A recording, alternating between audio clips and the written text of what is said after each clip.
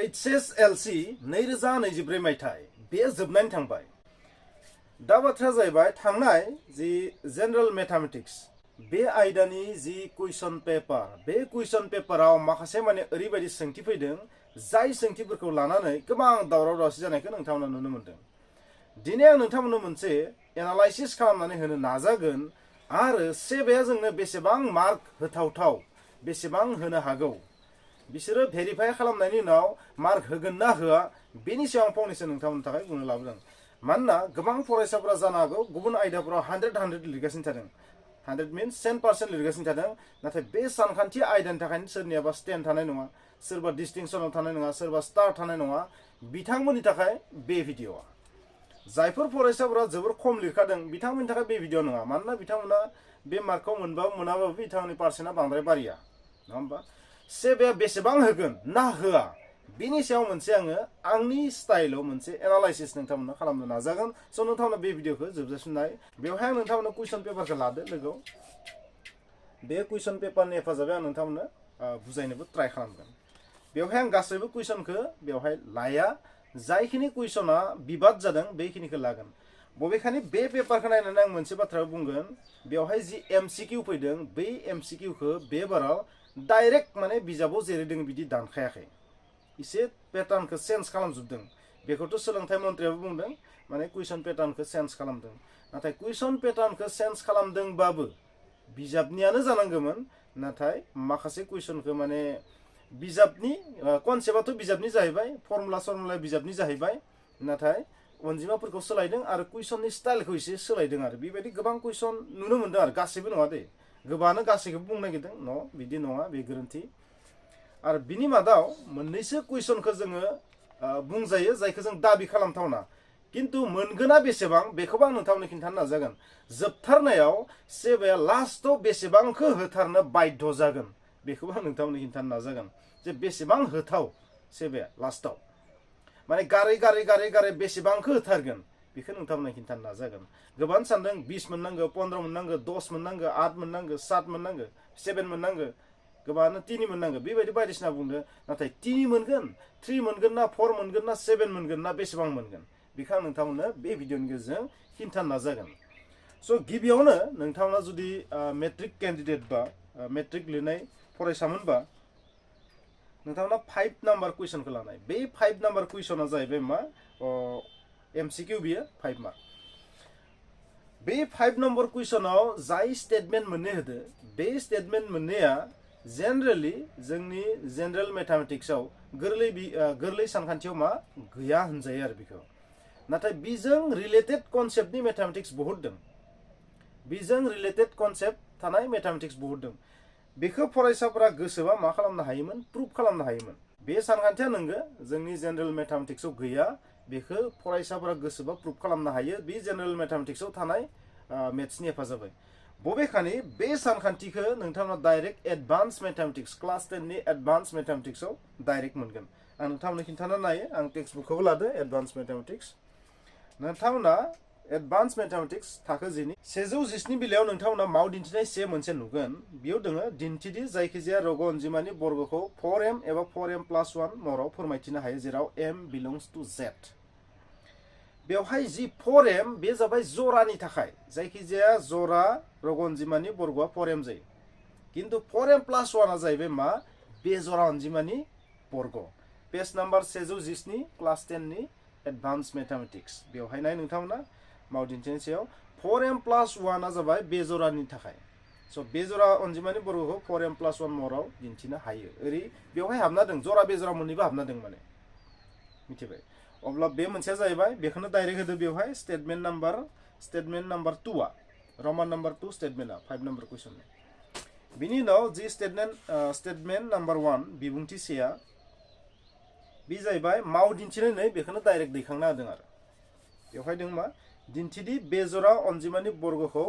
8m+1 महराव फोरमायथिनो हायो जेराव m बिलंस टु z। बेवहाय मात्र बै बाथ्राखौनो मा खालामदो सेन्टेन्सजों लिरदो आरो बाथ्राजों लिरदों। बेवहाय नोंथांमोना थारैनो नुगोन, आं बर'खौनो बुंगोन। दाजाबथाय बेजरा अनजिमाया 2k+1 महरनि बर्गआ जेब्लायबो 8 नि सानजाबथायनि से बांसिन। स' बे जरा अनजिमाखौ टुवाइस के प्लास 1 महराव लिरदो बेवहाय आरो बिखौ बर्ग खालामबा मा जागोन 8 नि सानजाबथायनिख्रुइ 9 नि सानजाबथायनिख्रुइ 7 बांसिन बेवहायबो बेखौनो होनदो बे जरा अनजिमानि बर्ग बे जरा अनजिमाखौ जों माबोरै लिरो टुवाइस के प्लास 1 लिरो हमना लाबाय आरो बिनि बर्गआ 8m एमाथ' जायखिजाया रग अनजिमा नोंथांमोना मिथिगो 8m प्लास 1 महराव फोरमायथिनो हायो जायखिजाया माने दाजाबथाय जागोन बे एमाबो दाजाबथाय रग अनजिमा स' बेबादि बेखौनो सेन्टेन्सजों लिरदो बेबायदि स' बुंनो थाङोबा बे एडभान्स मेथामेटिक्स बिजाबनि अंक होननांगोन आरोखि नाथाय नोंथांमोना साननाङा बिदिब्ला बे से मार्कखौ मोनगोन ना मोना बे मोनगोन ना मोनाखौबो आं नोंथांमोननो खिन्थाखानि नाय बेखौ मोनगोन होननानै जों बुंनो हाया बे मोनसे मार्कखौ मानोना बेखौ जोङो जेनेरेल मेथामेटिक्सनि कनसेप्टजोंबो खालामनो हायो बेखौ प्रुफ खालामनो हायो बिनिखायनो आंनि मोनसे फोथायनाय बे मोनसे नाम्बारखौ सेबाया होनाय नङा खारन बेजों रिलेटेड मेथामेटिक्स जोंनियाव जेनेरेल मेथ्सआवबो दं बि गैया नंगो नाथाय बेजों रिलेटेड दङ बिनिखायनो नोंथांमोना सानदोंबा बे मोनसेखौ मोनगोन आंनि बादिबा होआबो जानो हागौ सेबाया आरो होयोबाथ'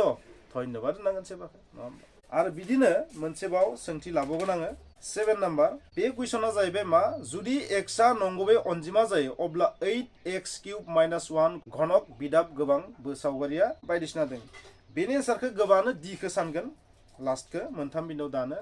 नाथाय बेनि एन्सारा जाबाय बि दानिया बाथ्राया जाहैबाय बेबायदिथ' कुइसन गैया नाथाय नोंथांमोना गोसोआव लाखि बेबायदि कुइसन गैया नंगो जेनेरेल मेथामेटिक्सआव नाथाय बे कुइसननि जि कनसेप्चुएल जि एक्सप्लेनेसन बे दङ बिनिखायनो नोंथांमोना बेनि मार्कखौबो मोननाय नङा होननानै आं बुंगोन सेबाया बेनि मार्कखौबो होनाय नङा आंनि मोनसे फोथायनाय बेखौबो होआ सेबाया बे सानखान्थिखौ खालामनायनि मोनसे कनसेप्ट होनाय दङ बेयाव बिनिखायनो टिचारफोरनि सायाव टिचारफोरा जुदि बै कनसेप्टनि सायाव बेस खालामनानै जुदि फोरोंदोंबा बै फरायसाफोरा हागोन जायफोर स्कुलाव बेबायदि फोरोङाखै डाइरेक्ट माने इमान बा इमान मोनथाम बिन्दो जुदि किउब थायोबा मोनथाम बिन्दो दानो बेबायदि स्टाइलाव जुदि फोरोंदोंबा बै फरायसाफोरा बेखानाय नङा बिनिखायनो 7 नाम्बारखौबो जों आउट अफ सिलेबास बा आउट अफ कन्टेक्स्ट होननानै बुंजाया बहुतानो बुंदों बे आउट अफ कन्टेक्स्ट बा आउट अफ सिलेबासथ' बुङाखै माने रिलेटेड नङा होननानै बुंदों आरो जोंनि जि कनसेप्ट होनाय दङ बेजों रिलेटेड नङा होननानै बुंदों गोबाङानो नाथाय बेबादि नङा बियो बे सानखान्थिखौ जोङो जुदि मोजाङै कनसेप्टआ क्लियार जायोमोनबा बेखौ हागौमोन फरायसाफोरा बेनिखायनो 7 नाम्बारखौबो सेबाया होनाय नङा बेयो मोनसे आंनि फोथायनाय बिदिब्ला सेबाया मोनसेबो होनाय नङा नामा थिग दं नायलांबाय थागोन जों दा बाखि बैफोराव जिमान मेथामेटिक्स फैदों माखासेखौ बानायनानै होदों आरो नाथाय कनसेप्टआ बिजाब स' जों आरो नायबावगोन बिनि उनाव जोङो 12 नाम्बार कुइसनखौ बुंनो हायो बे 12 नाम्बार कुइसनखौथ' सेबाया होखानाय नङा होननानै आं बुंगोन नाथाय बे कुइसना बहुत टाफ जादों फरायसाफोरनि थाखाय माने बुजिनायाव एसे गोब्राब जादों बेबायदि कुइसना माने हार्ड आरो नाथाय बे कुइसनखौ सेबाया होनाय नङा बेखौ गोबाङानो 12 नाम्बारखौबो बुंदों बेनिखायनो आं बुंबाय 13 नाम्बाराथ'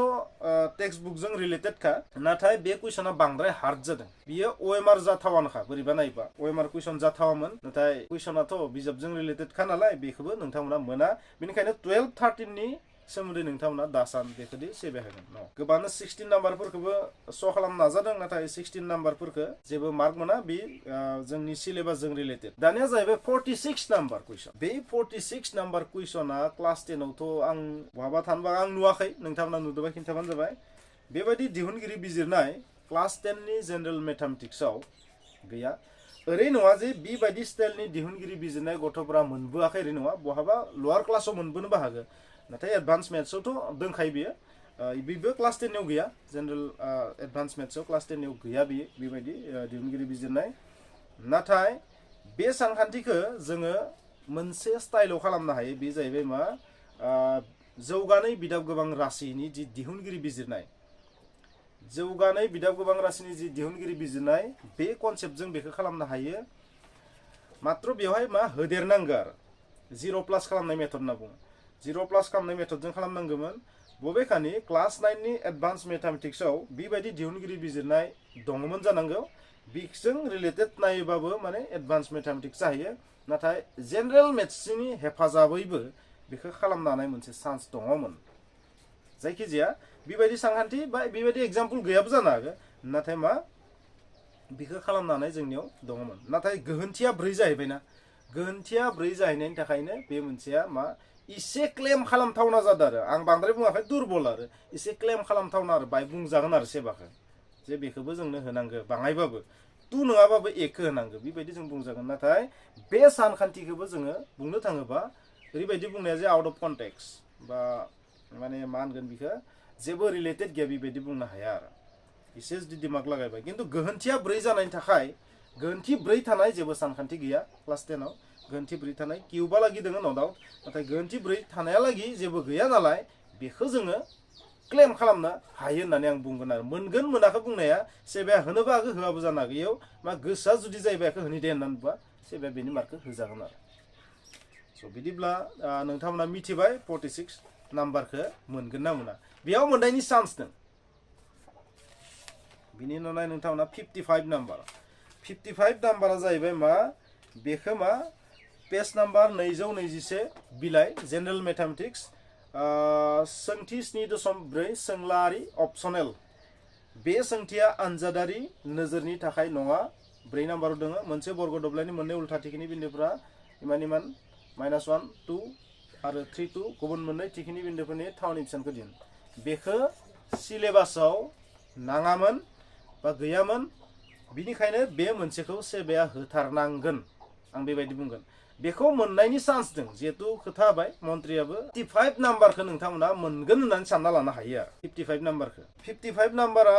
बेखौबो जोङो मोननाय नङामोन खारन बेखौबो ओरै नङा जे फरायसाफोरा खालामनो हाया बिदि नङा खारन सिगांनि जि सोंथिफोर दङ 7.3 7.2 बा 7.1 बेखिनिनि हेल्पआवबो बेखौ खालामनो हायो गोसोबा खालामनो हायो नाथाय बाथ्राया जाहैबाय बे कुइसना बे 7.4 आव दोंखायो बेखौ दोंखायोखाय मा खालामनो हाया बे कुइसनखौ बेवहाय होनो हायामोन बेबायदि होयोमोनबाबो अनजिमाफोरखौ सोलायना होनायमोनबा अब्ला किन्तु बेखौ सेबाया माने बासिलांबायमोन आरो होमबानिया होनो नांलामोन आरो मार्कखौ नाथाय बे कुइसनथ' डाइरेक्ट दोंखायो 7.4 आव बिनिखायनो बेखौ मोननायनि चान्स थाबाय 55 खौ नोंथांमोना मोनथारगोन बिदि सानना ला बिनि उनाव नोंथांमोना खिन्थाबावगोन लास्ट कुइसन 61 नायदे जौगानाय बिदाब गोबां राशि बे जौगानाय बिदाब गोबां राशिया जेनेरेल मेथ्सआवबो दङ आरो एडभान्स मेथामेटिक्सआवबो बाय दं एडभान्स मेथामेटिक्सआव जौगानाय बिदाब गोबां राशिथ' डाइरेक्ट गैया किन्तु जौगानाय समानथाय दङ दा बाथ्राया जाहैबाय मा जौगानाय बिदाब गोबां राशिनि सानखान्थि बे सानखान्थिया ओरैबायदि जाहैबाय माने जेनेरेल मेथ्सआव बेबायदि जेबो मेथ्स गैया जोंनियाव जेनेरेल मेथामेटिक्सआव जोंनियाव बेबायदि जेबो गैया दा चेप्टार 2 आव बेबायदि जेबो सानखान्थि गैया न' डाउट आल्फा बिटा होनाय दोङो नाथाय एसेबां गोजौ थाखालागि माने बेबायदि प्रुफ खालामनाय गैया आरो माने फोरमान होनाय बुस्थुआनो गैया चेप्टार 2 आव बेबायदि फोरमान खालामनाय बिखेक गैयानोखा माने सब मान दिहुननायसो दङ फोरमान खालामनाय जेबो गैया बिनिखायनो बे मा जोंनि जि